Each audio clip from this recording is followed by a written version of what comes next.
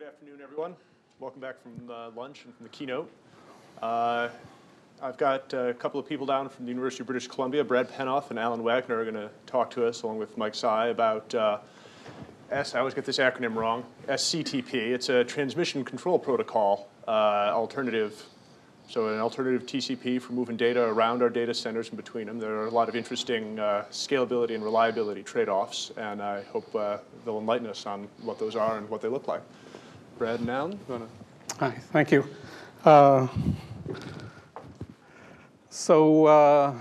Thanks for coming. My name's Alan Wagner. I'm a faculty member at the University of British Columbia, and we'll do this talk in sort of 3 acts. Act 1, I'll talk about an introduction to the talk. Brad, who's a PhD student at UBC, will come up and talk about some of the details of SCTP. And then I'll come back and talk a little bit about some of what we've applied SCTP to.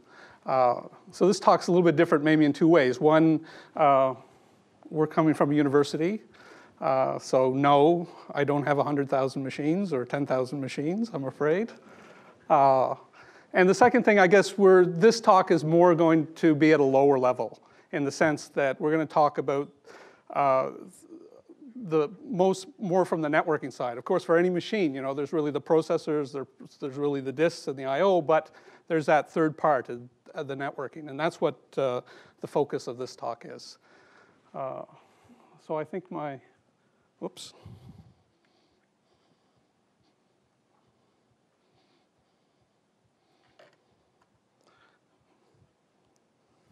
Whoops. Sorry.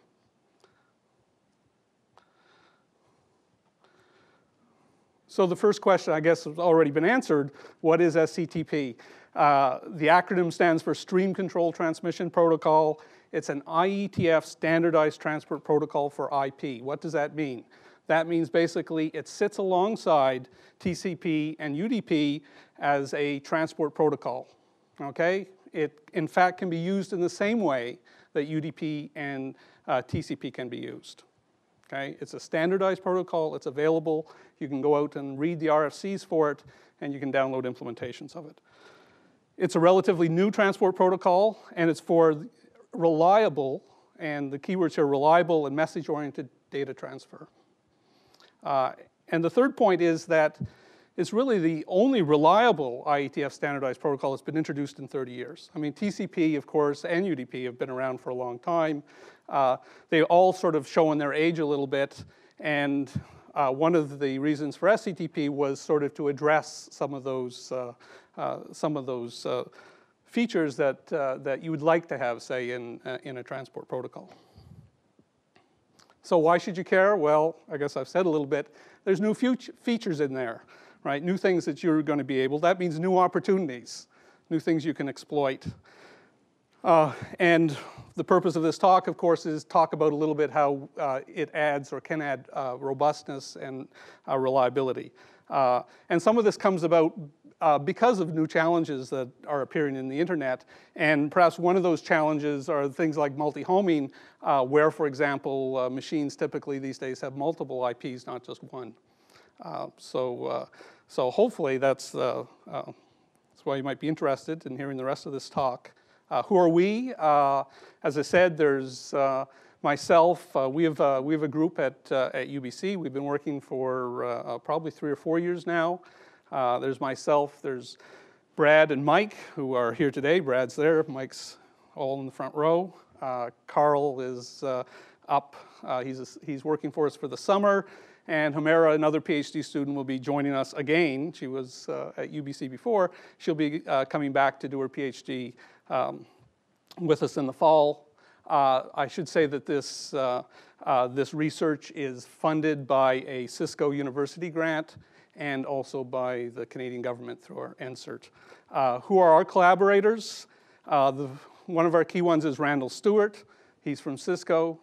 He's a co-inventor of SCTP. He's the IETF lead on SCTP, and he, along with Peter Lee, are the main implementers of the stack for FreeBSD and for Cisco.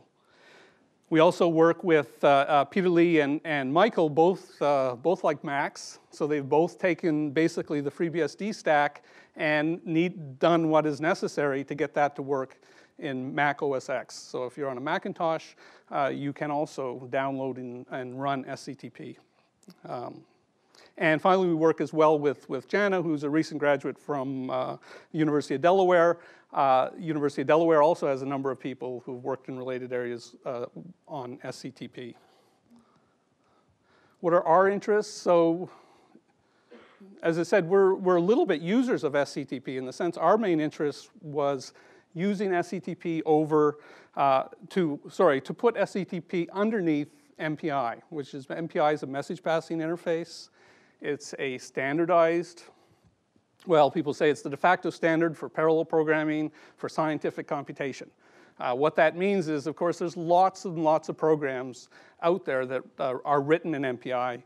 Probably some of the largest, well, perhaps you couldn't say on the most machines, but certainly some of the largest, most high performance codes that are out there, in fact, are implemented in MPI.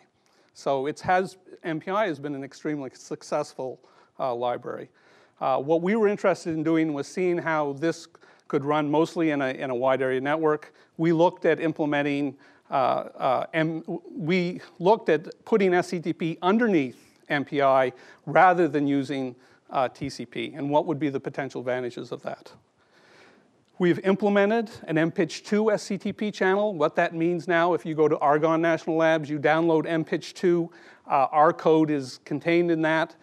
You can turn on the module and run, if you have the stack turned on, you can run your MPI programs over SCTP.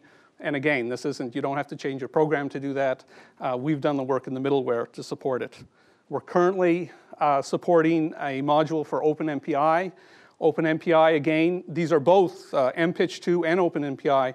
They're both open source projects. The OpenMPI is a consortium of companies headed by Cisco, but both of these are open source versions of MPI that you can download, and for the vast majority, I think they're the two most widely used implementations. We also do a lot of testing and evaluating of our programs, of course, and we've done things like task farming and scientific computation, some stuff in bioinformatics. And what we're interested in is seeing how maybe to exploit some of these advantages that we see in SCTP for clusters, and how we can take advantage of it with respect to scalability and in particular fault tolerance. So the rest of this talk really has two goals. The first goal, hopefully, is to introduce you to a little bit of the features of SCTP that you might not be aware of. So I hope that's new material. We haven't, the protocol itself is quite large. There's a number of features. We're just going to focus on the ones that we feel add the most for reliability and fault tolerance. And then we'll come back and I'll talk a little bit about task farming and how we can make use of these features. So let me ask Brad to come up and he'll give the other part of this talk. Hello, hello. So thanks, Alan. So yeah, as Alan mentioned, I'm going to focus on some of SCTP's features. So it is, in some respects, similar to TCP. It's connection-oriented. It offers services like congestion control and flow control. It's also reliable and available on most major operating systems. But that's not really the focus of what we're going to be talking about here. What we're going to be talking about here is looking at some of the newer features and how it's not like TCP. So these are the 6 that we'll eventually chug through here. The first one that we want to focus on is multi-homing. So first off, what does it mean to be multi-homed? A multi-homed host is a host that has more than one NIC on it. And you might think that that's not happening very often. Well, I mean, in a cluster, it may happen because you'll have your management network, your storage network, et cetera. So in that case, those nodes are multi-homed. I mean, even this laptop that I'm giving the presentation on comes with wireless and standard wired Ethernet. So I mean, it's multi-homed as well. So that's what it means for a host to be multi-homed. in order for a transport protocol to support multi-homing, that just means that the connection between two endpoints is aware of the multiple paths between. So traditionally, when you say connection, you generally are specifying a path too. So in SCTP, they use the term association to talk about the connection between the set of NICs on one endpoint to the set of NICs on another. So now that okay, great, you have multi-homing. What can you actually do with that? How can you use that for some additional fault tolerance? And I'll just walk through a few of the uses. So say you're sending some data upon one of the paths. So we're sending the data across, and for whatever reason, that data is dropped. So in SCTP, alternative paths are used by retransmission. So in other words, retransmissions are passed on the alternative path. So that's more for like a one-off, sort of error. Let's say that maybe we'll have a more catastrophic error in the network, not just a packet dropped here or there. So SCTP, when it's doing its transfers, will initially send all its data upon what it deems to be the primary path. But if like we said, a catastrophe happens in this path, a switch dies or a router goes down, for example, SCTP has the ability to fail over its data transfer. So from then on out, data transfer it has a new primary path, more or less. This happens transparent to the application. So that, anyway, it makes applications in that respect somewhat simpler because they don't have to worry about that, but the transport protocol does. Naturally, since there's multiple independent paths between various endpoints, you might, as an administrator, be thinking, well, I'd like to take advantage of all that bandwidth. There's just a whole other one being wasted there for fault tolerance. So there's been work at the University of Delaware as an extension for SCTP, and not just using the paths for fault tolerance, and failover, but using all of them simultaneously to transfer data paths in between. This is an extension that is actually available on FreeBSD 7 that you can just turn on with a system control command. There's a lot of interesting research issues there with respect to scheduling messages and how it all happens isn't as simple, but as a feature, it's there, and so as a user, you can use it. So that sort of gets us to past multi-homing. A more simpler feature is the fact that SCTP is message-based. So we'll just illustrate what maybe that entails with a really simple example where we have an application where we're sending 3 messages from endpoint Y to X. So yeah, we write, the write system call occurs, and then they're passed through the network, and they arrive in the kernel and they're queued up in the kernel at endpoint X. So in TCP, what happens here, the application asks for the data, read system call occurs. Boom, some data is passed to the application. So what is interesting about this data is that there's no boundary between the messages that were sent, and also you're potentially getting data from future messages. So what this means is that the application itself, it has to be made somewhat more complex because it has to do the message framing. It has to buffer these extra portions. It has to parse data, be it via delimiters or having some knowledge either in data or a priori of size in which to look for these boundaries. So on the contrary, SCTP, like UDP, when a read occurs, the boundaries are actually preserved. So the feature here is that message framing isn't inside the application, and therefore some applications that are not stream-based inherently are simplified because they don't have to do the message framing themselves. A third feature that is interesting in SCTP is their multi-streaming feature. Sort of to motivate this feature, and we'll go first by motivating the feature and then describing the solution and showing it in action. So to motivate this feature, say we're sending the same three messages from Y to X. All these messages are independent. And so we send them across, they're all on the network. And the thing that, a problem occurs. Message A is dropped for whatever reason in the network. We're using commodity switches, say. Okay, so the next two messages are queued up in the kernel. And so let's say the application on X is like, all right, I'm ready. Give me what you got. See, the problem, the head of line blocking problem here, well, this is what head of line blocking is that B and C cannot, even though they're independent of A, even though A, B, and C are all independent of each other, they're made dependent upon each other just because of TCP's semantics. So that's sort of the motivation for this problem.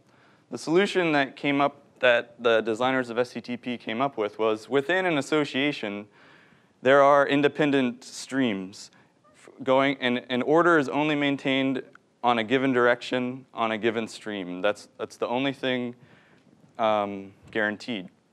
So just to see this in action, say we wanted to send messages A, B, C, D, and E.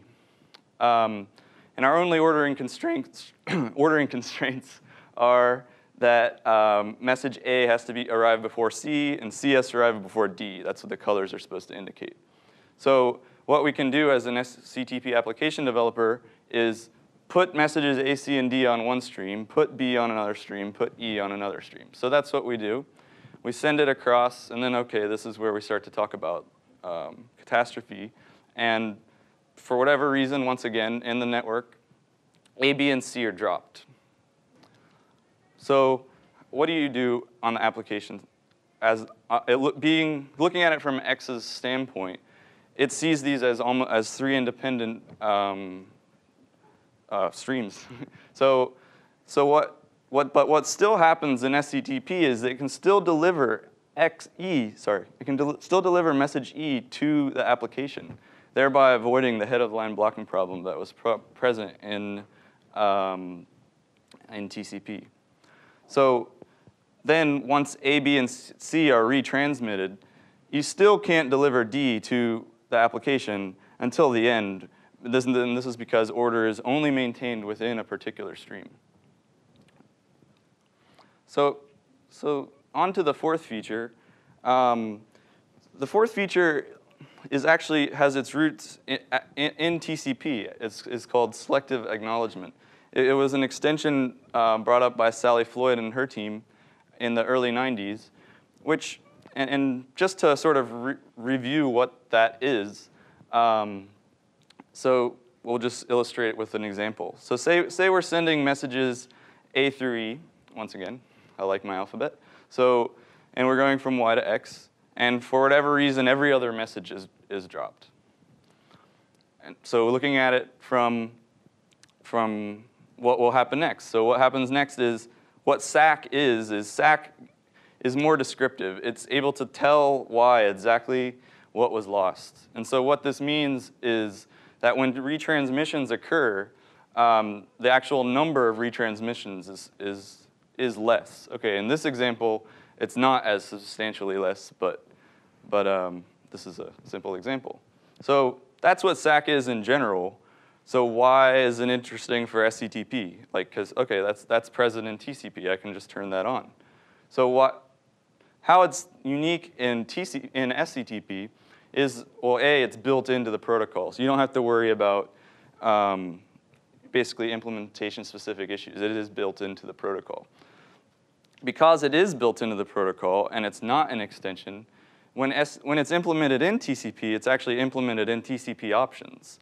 That limits, since the TCP header is a certain set of bits, you can only express so many gaps. I think the actual upper bound is expressing 4 gaps.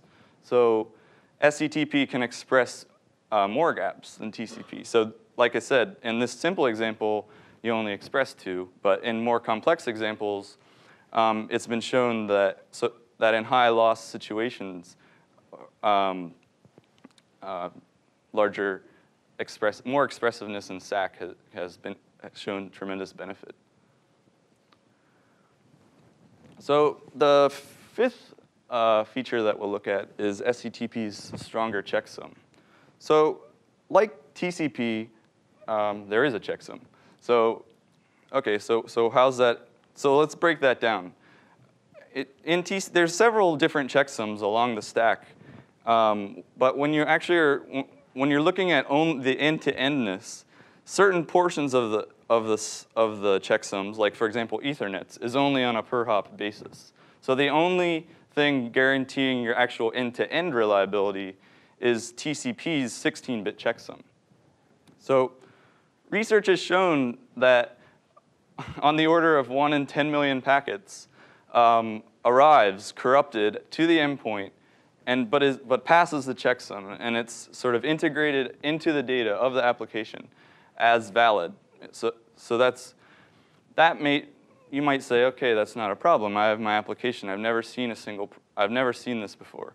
Well, yeah, a lot of applications, smaller applications, don't ever run enough to the point where this is observed. But for large-scale applications, this number starts to take on a little bit more meaning. The amount of zeros is important. So the designers of SCTP were given a lot of input from the telephony community, where its roots are primarily from, but also from the I/O community. And in the end, they decided to use a stronger 32-bit checksum called the CRC32C. So on the upside, it's stronger. So, but on the downside, it's also more computationally intensive. Typically, in TCP, we don't have to worry about the computational intensity of a checksum because it's usually available for offload on the NIC. But currently, CRC32C is not commonly available for offload on the NIC. This is changing. There are I/O processors available that do offload this computation. And even if you're not using them, maybe this cost is actually worth it if you're concerned about the reliability of your large-scale data applications.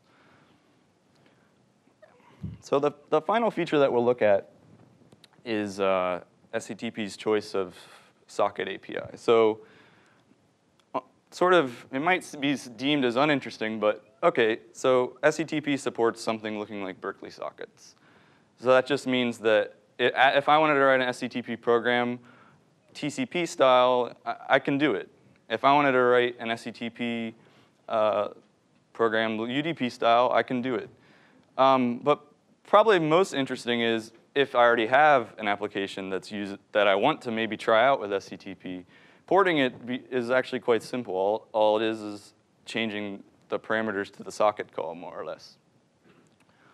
So, but what this will do is it'll give you some of the free features like multi-homing or a stronger checksum. But in order to access some of the more advanced features of SCTP, there is also defined an extended sockets API. So what this does is allow you to utilize newer features like multi-streaming, and then there's also several different socket options that unlock and let you tune various SCTP runtime parameters. So we've walked through so far 6 features. There's several other that we're not really going to go into here. They're just sort of listed here for completeness. So in summary, these are the 6 features that we did review.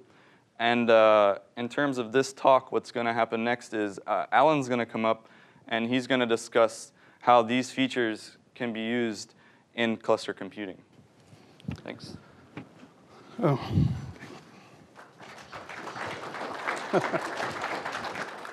Thanks, Brad. So let me discuss some of our experience in using it for task farming. I guess task farming, you've heard a lot about it today. It's, of course, an extremely common strategy for work distribution. The picture I have up is a task farm that we've often used. As you can see, actually the task farm, there's a manager on the right. It, of course, creates tasks. It ships them off to workers. Workers work and do all the tasks, and then perhaps the results get returned to some other process. Often when we've implemented processor farms, we actually have the workers request the tasks rather than simply ship all the tasks out to the worker.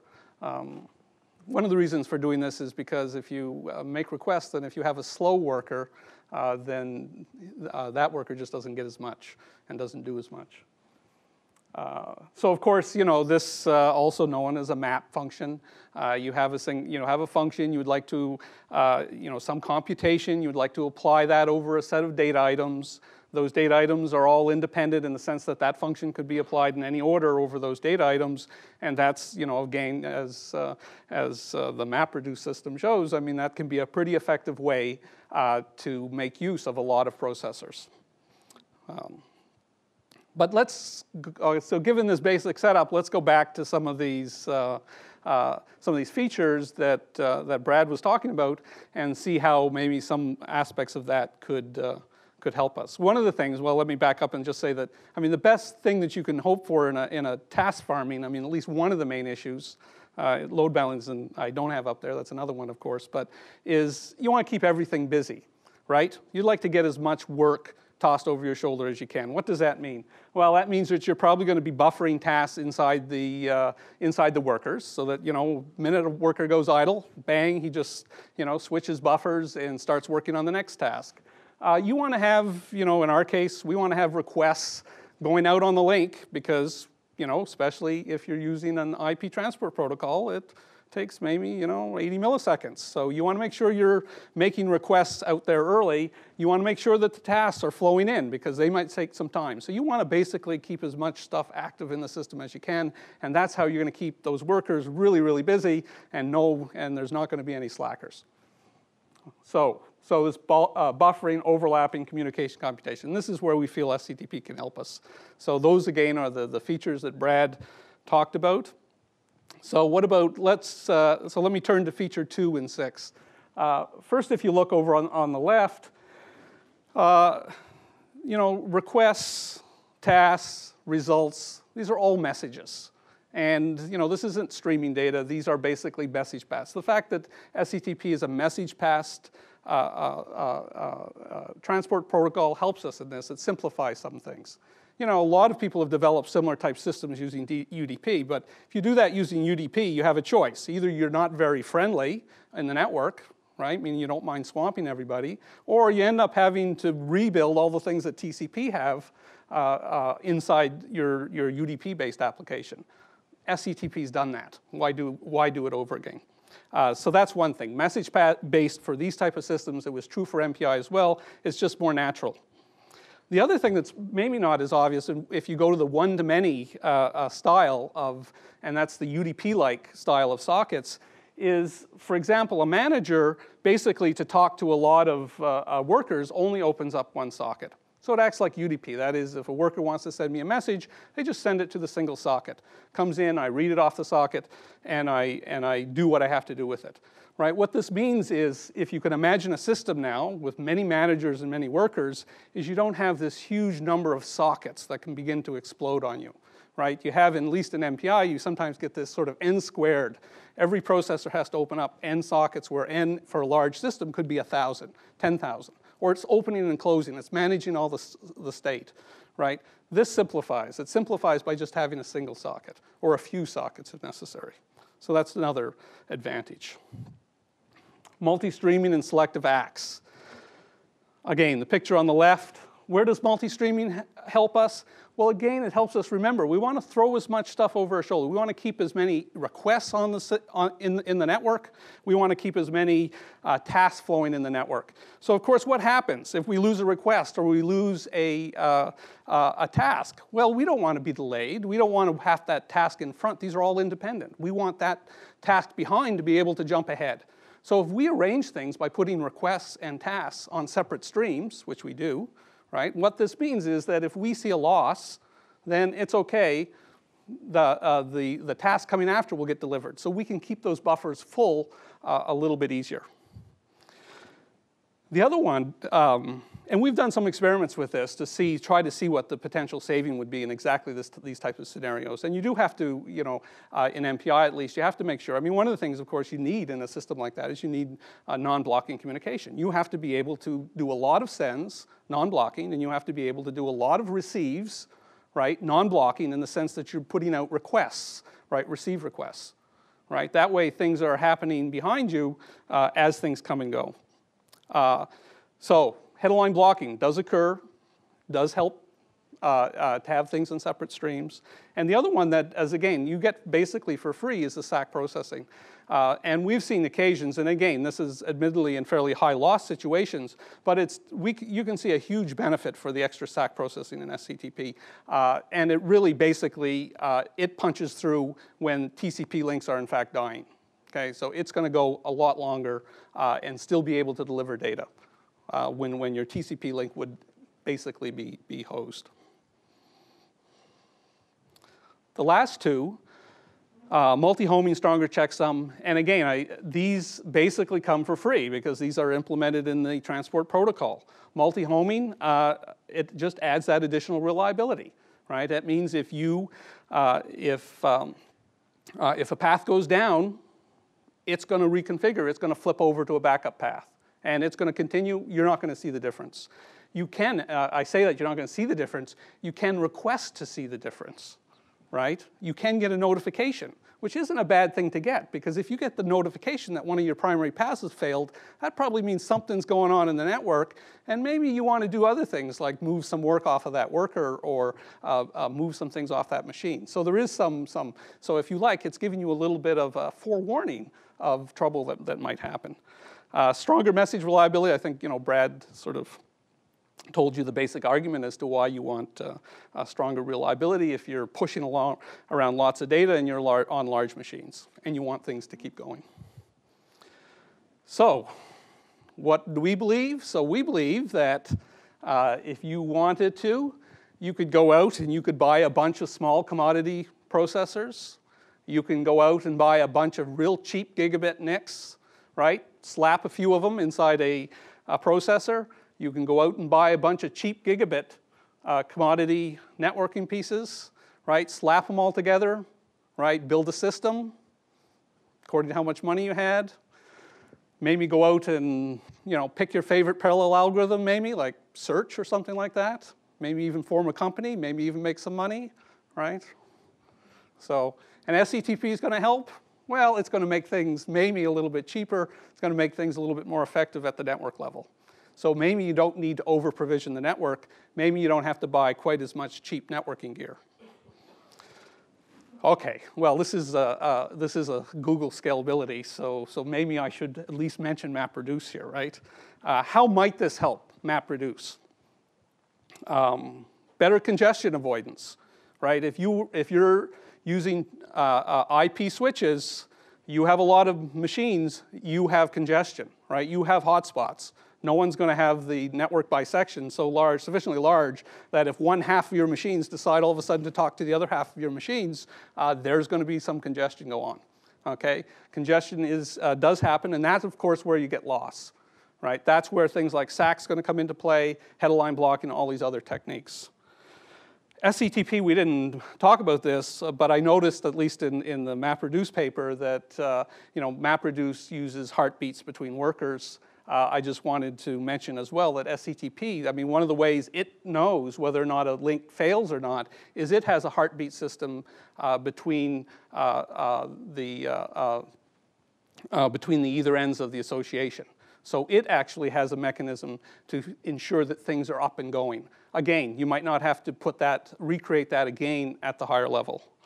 Another perhaps more subtle thing that we investigated is that there's something that happens in processor farms that actually I noticed quite a long time ago when we were doing some other work.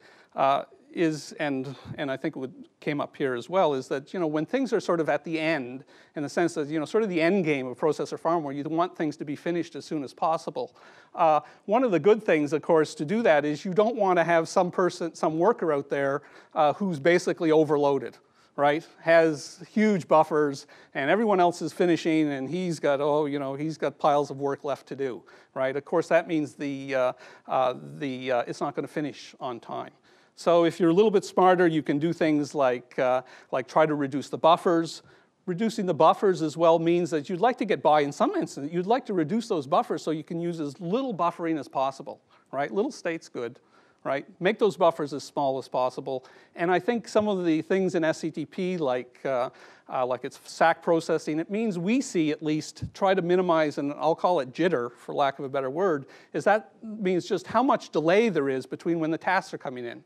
Because of course, if we have huge delay, then we run the risk of our buffer running out, and then of course, the worker won't be working, terrible thing, right? So we hope that, but of course, if you make your buffers too large, there's the possibility that there's too much work, and that one's going to end up delaying you in the end. So it's nice to be able to perhaps sort of, reduce what I'll call jitter.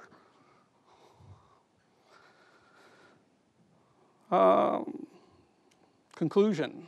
So, I hope, and one of the primary reasons for this talk is I hope I've encouraged you to take a look at this. This is all software. You can go download, look at all the source. You can change to your heart's desire. SCTP is available on most OSs, as Brad said. Probably the most feature-rich one is the one that Randall produces, the KME stack. It's again freely downloadable. It's going to become, it's part of FreeBSD 7. You'll maybe have to turn it on. It's part of Linux as an experimental stack. You have to turn it, if you want to turn it on. There's Solaris versions of it. And as I said, the Mac OS one is basically the FreeBSD one. If you want, and I hope I've encouraged you to find out a little bit more about this, you can go to Randall's site at sctp.org. You can go to a Michael Tuxen's site in Germany. There you'll get the Mac OS version of it. As I said, we have implemented this in MPitch too, so you can take your MPI programs, or you can write your MPI programs. You can download MPitch 2 from Oregon National Labs. You can turn on the SCTP, and it will work there as well. And finally, there's a link to our papers and projects that we've done over the years on SCTP. And so I really encourage you, as I said, download it, try it out. It's pretty basic clustering tools. Thank you very much, and if you want to find us, Google us at SCTP MPI. Thank you.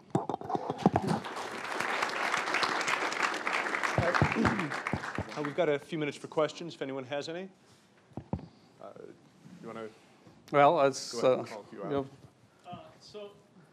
do you know of any either commercial or large-scale implementations which use SCTP? Yeah. So let me mention. I mean, I don't work for Cisco, so I don't know. But Randall works for Cisco, and SCTP is in the Cisco's iOS. So it's in all their router products, and it's used. I believe it's used as part of their data centers.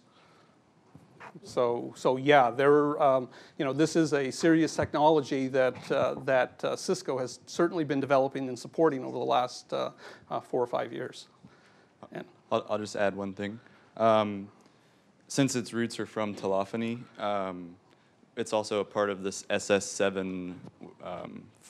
I don't know exactly what it is, but it's a standard for voice over IP and call admission. And it's been adapted by in the IETF for the SIGTRAN group as well, which is a signaling group. My question is, Well, it gets back to TCP. You've been talking a lot about congestion avoidance, right? And so if I have a lossy line, the SACs help, other things help. But the real problem I've seen with TCP is as soon as you get up to speed, you get to 60 miles an hour, you hit a little road bump and you get that slow start you back down to. How do you deal with that? Well, so there's SCTP didn't recreate the. Well, let me say, SCTP basically uses the same congestion control mechanism as TCP. So there's no new invention there or no new insight inside SCTP for congestion control. And having said that, the same problems with TCP also would be true for SCTP, and as well, the same solutions that people have been investigating with TCP will also be can be applied in a straightforward manner to SCTP. Now, there are a few places where this changes a little bit, and particularly this gets to things like the concurrent multipath.